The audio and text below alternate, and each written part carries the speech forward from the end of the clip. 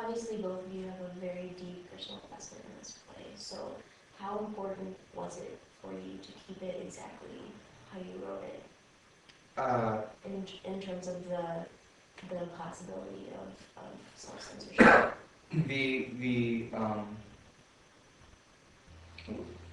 When I received that news, it was very disturbing. Also, I felt very hurt, like personally injured, and also an overwhelming sense of irony is that you're doing a show about people who are oppressed and it gets censored. Now,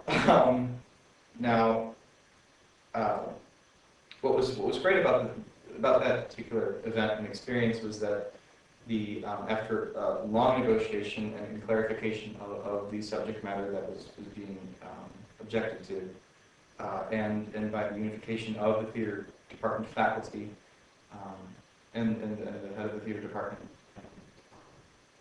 just a lot of talking and support. The issue was we needed to allow us to do the show as I wrote it, and that was a big victory for us because we felt like we were really doing something important. But at the time, I mean, I know Sven felt this way, and I certainly felt this way. Is the creative, artistic integrity was being completely thrown out and totally compromised in ways that it was so difficult to swallow because it was exactly what we were talking about, and it basically confirmed everything the necessity of the show for this kind of show, you know, to take a stand and stand up for one's beliefs, and in a way, the whole incident, which was handled very, you know, looking back on it now, very supportively and admirably by the administration in their ultimate response, because the president did say that he will take the heat if it comes. If there are complaints, he'll, you know, take the responsibility, which I think is, you know, at the core of liberal arts education, that the freedom of speech is protected, that we are, you know, all engaging as responsible citizens, you know, and so in a way, this had a very cathartic effect because it also led to a renewal in the theater department of our commitment as artist teachers and artist students. You know. Yeah, the sense of community has definitely been renewed.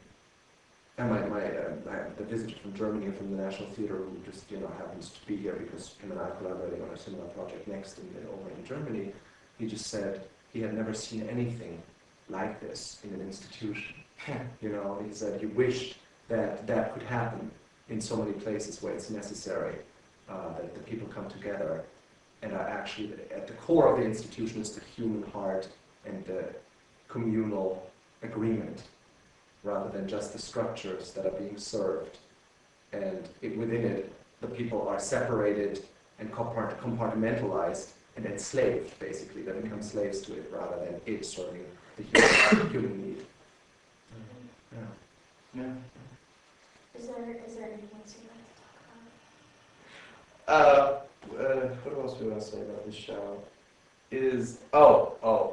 For anybody who sees this interview, if you see it before the show, or maybe it'll be up before the show, is that we are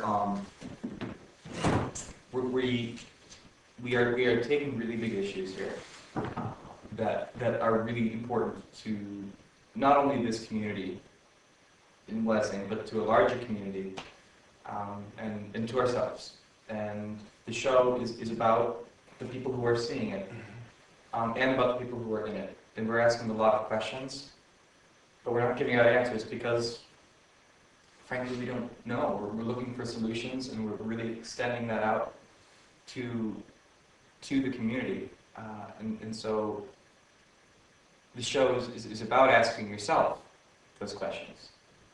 It's about really looking at things in a way to I guess understand them.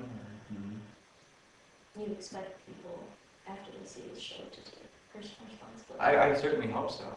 Well, you can't expect, I mean, as a theater artist, I can't expect anyone to do something that, I mean, I can't, how can I say this? Like, there is artistic intention and direction, but it is not like I'm forcing people to look at something that I have chosen to look at. But I want to share my experience. We want to share our experience of having looked at this for a very long and very uncomfortable time. And that's the experience I think we try to convey. Yeah. It doesn't mean, because I feel in our everyday life we rush to answers sometimes very prematurely, instead of sitting with the trouble long enough so that the human aspect of it can really present itself in the broadest sense, because of a lot of the action that needs to be taken needs to be, of course, very practical. There need to be, considerations of money and resources, but there also is a very, very strong aspect of compassion and care, which really starts from self. Somebody was saying today, you're in a plane, something goes wrong in the plane, you first have to take care of yourself before you can help your child. That works as a metaphor. That's what we did. All right, well, thank you very much for having this interview. Thank you. Your hands are warmer.